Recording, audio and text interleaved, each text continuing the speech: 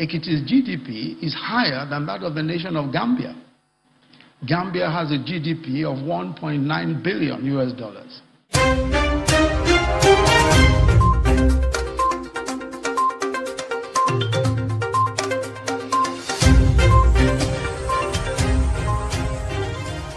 Ekiti has higher GDP than Gambia, shall other African countries, says Nigeria's Vice President Yemi Osinbajo. Mbadiwolu a Nigeria Vice President Ikavomi Yoko Yemi Osinbajo atele nyukumaka banke kaitandi ko Ekiti state olomi alonko a fota kende ni nata fanko la karola aketa state nani njawti mi alonko wala fota state ol beti Nigeria banko kan Yemi Osinbajo aitandi ko Nyinala fo nyawo nyanding atele keta state oti miyalonko hani Gambia banko itelle nafulo sotati amanda Gambia banko dambana bari ay African country dolphinal fo na lafta na le tenten na le du nyenki barokono na lafta kalong His Excellency Yemi Osinbajo mundalilat na nyun kuma kam banke al tenten kabulan noma Active TV sama waji nak yaangi bëgg yag ci dëkk bi sa holiday yi gudd na lool sax vacances yi yag na waye dama ni na ñibisi ci sama réew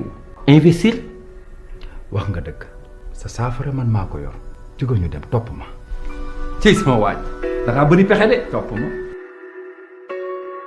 xam ngeen Gambia légui dafa open lolu mo waral global properties jóg jaay la kër do manki courant do manki ndox da ngay am pool manam piscine sa disposition di nga am beach bi sécurité 24 hours te so bëggee investir aussi nga mëna investir sa réew jënd kër di ko nuyé hôtel yi na xam baax na waaye nag am na gan yoo xam ni dañoo bëgg bu ñu ñëwee ci réew nekk à l'aise nekk ci bërëb boo xam ne dañu am seen waañ bu ñu bëggee togg seen lekku dëkk dañu am seen salle bu mag am seen néegu bopp am seen lépp loolu yëpp ak global properties mën na nekk. jërëjëf def leen ni man ñëw leen global properties ngeen jënd seeni kër aar seen ëllëg ak bu seen njaboot.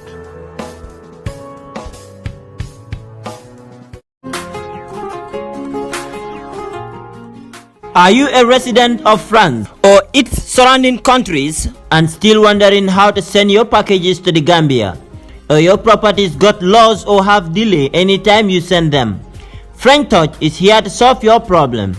French Touch sends all kinds of goods except what cannot be fit in container. They don't only stop at sending, but they also sell goods like fridge, mattresses, good quality carpets, furniture, and many more. Inata bullo jora la karola ufanan kenna ma be wiye simento bije adadi ma na kenna ma nyulu man dangali o damba fanana de ikamoto ki anin ka wafi nin dadi ma fanana nyin tumo tuma yesandiro kenyilma ika wafi ma konopal ime batandi dunu sikala ye dokula so do milyan ko sobe yata bake ifon le kela bakaso samba fela la bungo kono French Touch fela sabateri ngale kiti sila balakan gunjur birkama highway ise ka chanyo ya nino ninyin nombala alkami jeskiri. Hello wonderful viewers, wonderful subscribers. This is Active TV again for another fast and a quick update.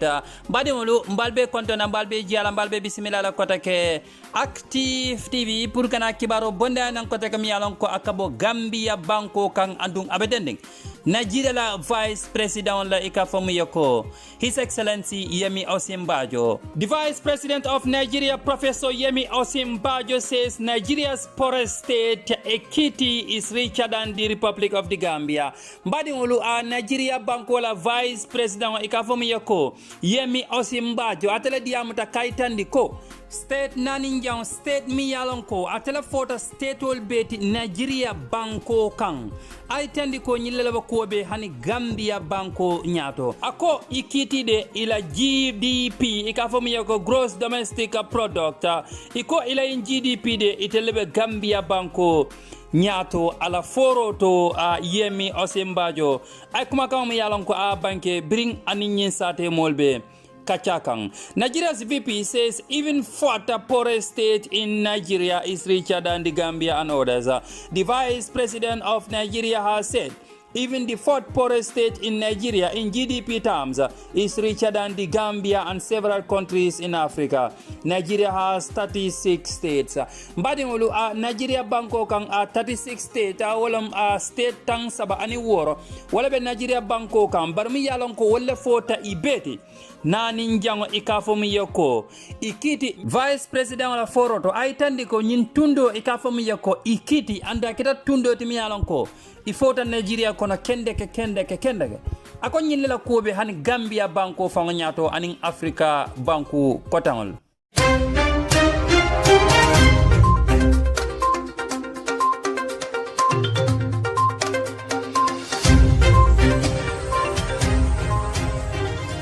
Osinbajo said this during his keynote address at the Ekiti Investment and Economic Summit. Mbadingulu atenyin kumakang banke Ekiti satenyin bring kachabe ke kanje ikafomu yako Ekiti Investment and Economic Summit adame yalonko ikakul kacha mi yalonko wala vedending fankola Vice President Yemi Osinbajo ateketa moti mi yalanko abe nyimol kala mutandika andi be abe karandika fanang na fulo adunya ning afintinya Ekiti la nyin tundo kang andum fanang aye kala mutandi aye karandi fanang ise mun kulle keno ise mun parandiri kulle keno purka ko Ekiti nyin tundo la fanko isa alondino asimfulo la nyameng andum fananga isa amutano nyameng andum fana isa dokundino nyameng puru kasaro kanana je mbadi ngolu nyine kada vice president la kuma kawte ga fami yako Yemi Osinbajo Nigeria banko la vice president biring ani nyi molbe kacha kam yalon ko wala bota nyin tundo to Ekiti ay tandiko Ekiti keta tundo ti mi yalon ko anala bata nyaaw nyanding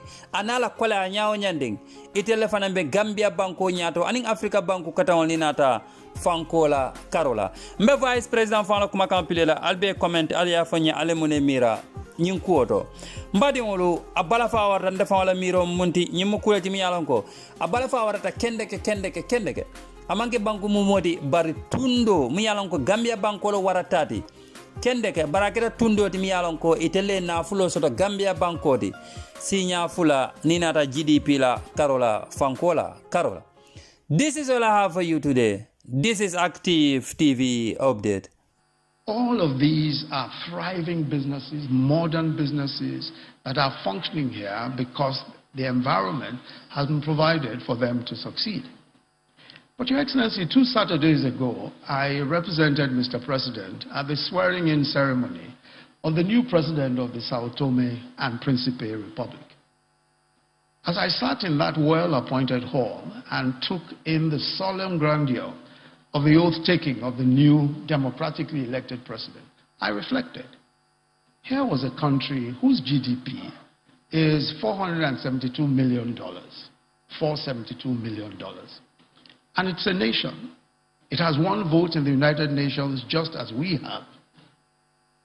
Ekiti State has a GDP of $2.8 billion, 5 times the size of the GDP of the nation of Sao Tome and Principe. But it's not just Sao Tome and Principe. Ekiti's GDP is higher than that of the nation of Gambia. Gambia has a GDP of $1.9 billion, and also a higher GDP than that of Cape Verde, with a GDP of $1.7 billion. Or Seychelles, the lovely tourist destination, which has just $1.1 billion in GDP.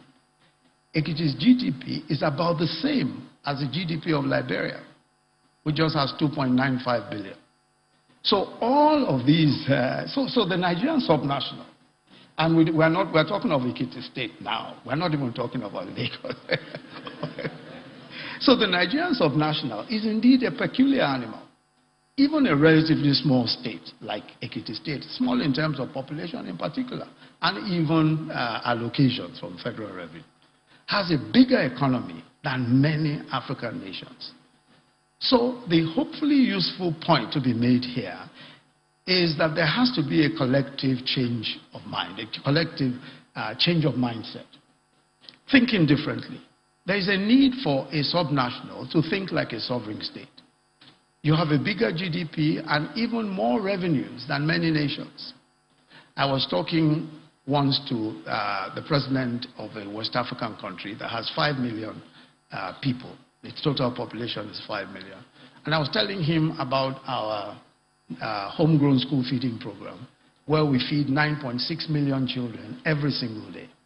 And he said to me, bro, come and feed us now. We're only 5 million. We're only 5 million. You can feed all of us every day if you want.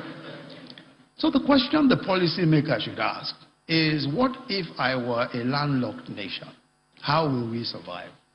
And there's a different mindset when you are sure of a monthly allocation of cash, at least enough to pay salaries, whether you generate income or not. This is the challenge, the so-called Dutch disease. And, of course, one becomes complacent. But what if you had to take responsibility for all of those who reside within your borders, pay all the salaries from only internally generated revenue? Sometimes a shock is what you need. And that's what happened to us in Lagos. And I'm sure that we all know the story. Governor Fayemi was very much a part of the thinking through some of the issues there. Lagos was happy with its allocations. We started off with 600 million a month. In 1999, 2000, 600 million a month. I mean, today it is making $1 billion, but we started in Lagos at the time, it was 600 million. Until then, President Obasanjo seized our local government funds. And he did so for 3 years, in fact, until he left office, even after the Supreme Court had ordered the release of the funds. So we were compelled to think like a sovereign state. We moved to re-engineer our tax office, much like what the state government is doing here, and our lands registry, which of course is our own oil. And from an IGR of 600 million in 1999 and 2000, Lagos today does almost 45 billion a month, and it's targeting 60 billion by next year, I'm told. So I think the surest way forward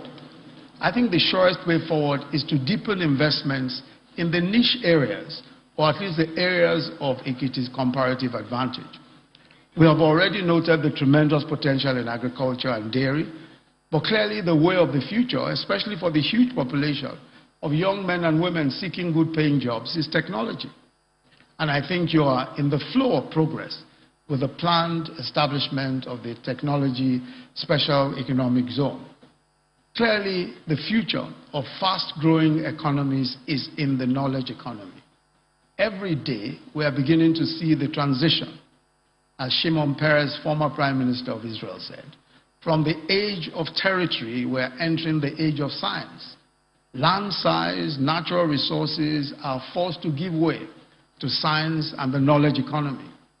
Science has no borders. Of course, land has borders, and visa and immigration restrictions. Technology has erased those borders and even physical offices. So young men and women in Ekiti State can work from here and earn world-class wages. This is why the planned investment in that Ekiti knowledge zone is strategic. And it's exciting to see that the plan is to use business process outsourcing as an anchor.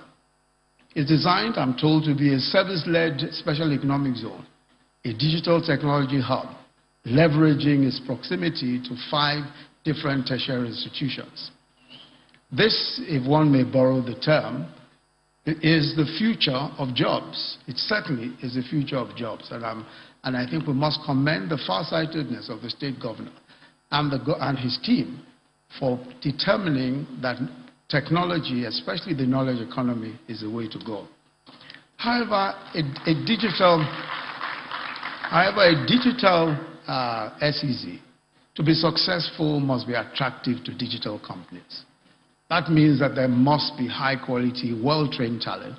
And I'm glad to hear already that on account of the reduction in the charges for laying of cables for broadband connectivity, the state is already attracting investment in the laying of cables. And that, I think, is fantastic, because it's an important component of the knowledge economy and of using that for commercial purposes. So we need trained local talent. It was the CEO of Apple, Tim Cook, who was asked why his company was investing in China. He was investing so much. He said, and I quote, "The number one reason why we like to be in China is the people. China has extraordinary skills, and they have the most, what is most unknown about them is there are almost 2 million application developers, 2 million application developers who reside in China that write applications for iOS App Store. 2 million app developers in one country. So gone are the days when you could argue that you should be an attractive destination for investment because you have cheap labor. Today, well-trained technology and innovation talent is the game changer. So there are 3 keys to this knowledge economy, which in my opinion is the future. And the 3 keys are education, education, education, education. I think it will be important for Ekiti State to leverage its famed love and its famed passion for education. And I think that some will remember how, in those days of the First Republic, the eloquent and witty politician, Chief K.O. Mbadiwe, was the joke around him at the time when people would say that Mbadiwe, Ekiti aka, tipali. I think that Ekiti has not lost. I think Ekiti has not lost that edge, and this is the moment, I believe, to refocus, especially on science, technology, engineering, and mathematics, STEM education. This is vital for being able to participate effectively in the 4th Industrial Revolution, which is at once a digital age and a knowledge age. This must be the fountain of the knowledge economy. I think we must go beyond the fountain of knowledge. It must become the fountain of the knowledge economy. And I believe that you're all set for that purpose. Of course, education is not only at the high end, but also it requires a strategic framework for imparting technical and vocational skills to artisans. The importance of having a pool of healthy, well-trained workers, such as electricians, fitters, mechanics, laboratory technicians, welders, machine toolists, and even web designers, is vital for an ecosystem that will be attractive for technology and innovation investments. Happily, Ekiti State has the highest score among the states of the Federation in the technical and professional skills category of the ease of doing business rankings. So there is a strong foundation to build upon this. But I think there's more to leverage on. For example, there is tremendous potential for the development of a whole medical education and healthcare industry around the huge private investment in the iconic Afe Babalola University and the Aboard Multi-System Teaching Hospital. And I know that the state was helpful in providing access roads and I believe some other facilities when that campus was being developed. Today, Aboard that multi-system hospital is getting mentioned internationally for complex surgeries that are being done there. A variety of cardiac surgeries, neurosurgery breakthroughs in skull-based tumors, spine surgeries, even a special type of neuron surgery called awake neurosurgery, where the patient is actually awake while his brain is being operated on. Many countries of the world do not have the number of medical talent assembled in that hospital alone. So there are huge opportunities here. And I believe that we must tap into those opportunities also. So let me close by commending again Governor Kayode Fayemi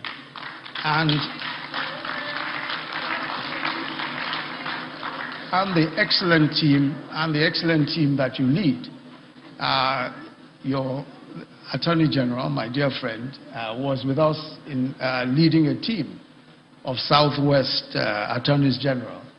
And after showing us all that he had done in Ekiti State, I had to remind him that he actually came from Ogun State. of course, he would argue about that. So I must commend you for leading a focused and value-sensitive, modern and well-informed approach to governance. So much has been done. So much has been done, but much remains to be done. And on your 3rd anniversary in office, I pray that you will finish well and finish strong, and that this state and its great people will continually enjoy peace and prosperity. God bless you all. Thank you.